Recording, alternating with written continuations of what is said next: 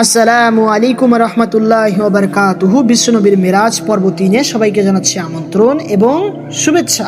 আজকের ভিডিওর মূল আলোচনার বিষয়বস্তু হচ্ছে মিরাজের রাতে নবী রাসূলদের বক্তৃতা কী ছিল সেই ইতিহাস সম্পর্কে আমরা জানবো এবং সংক্ষিপ্ত আকারে তুলে ধরার চেষ্টা করব। আমি হযরত ইব্রাহিম আসসালামের বক্তব্য ছিল, সমস্ত প্রশংসা আল্লাহর জন্য যিনি আমাকে খলিফা উপাধি দান করেছেন এবং বিনয়ীদের ইমাম বানিয়েছেন এবং আমার নাম অনেক ইবাদতে অনুকরণ করা হয়।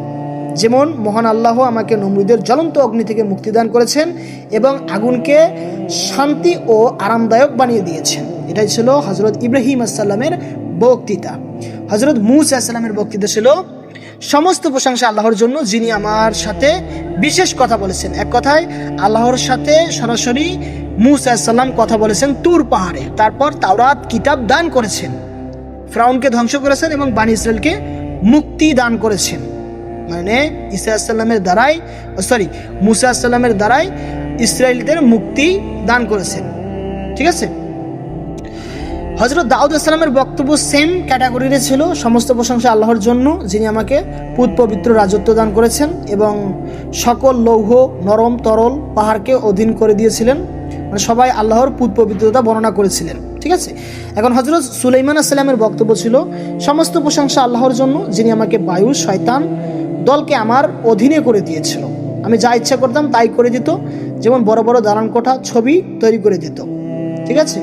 এখন হযরত সুলাইমান আসসালাম কিন্তু পাখিদেরও ভাষা জানতো। তিনি বলেন, সেই মহান রবের প্রতি যিনি আমাকে লেখার শক্তি, বিজ্ঞান ও তাওরাত ইনজিল কিতাবদ্বয়ের জ্ঞান দান করেছেন এবং শয়তান থেকে বিরত রেখেছেন এবং আমাকে এমন পুত পবিত্র একটা রাজত্ব দান করেছেন যেটা মানে একবারে পুত পবিত্র, আমার পরে আর কেউ এইরকম রাজত্ব পাবে না। এটাই ছিল হযরত সুলাইমান আসসালামের বক্তব্য। এখন হযরত ঈসা আসসালামের বক্তব্য যদি আমরা শুনি, তাহলে সমস্ত প্রশংসা একমাত্র আল্লাহর জন্য, তিনি আমাকে স্বয়ং কালিমা উপাধি দান করেছেন।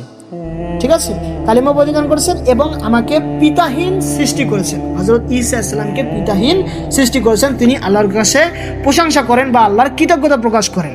তারপর তিনি আরও বলেন যে আল্লাহ আমাকে এমন পুত পবিত্র করে তৈরি করেছে যেমন শয়তান আমার নাগালের কাছেও আসতে পারেনি এবং আমার আম্মাজানকে শয়তান কোনো ক্ষতি করতে পারেনি। এটাই আর কি বক্তৃতা ছিল হযরত ঈসা আসসালামের।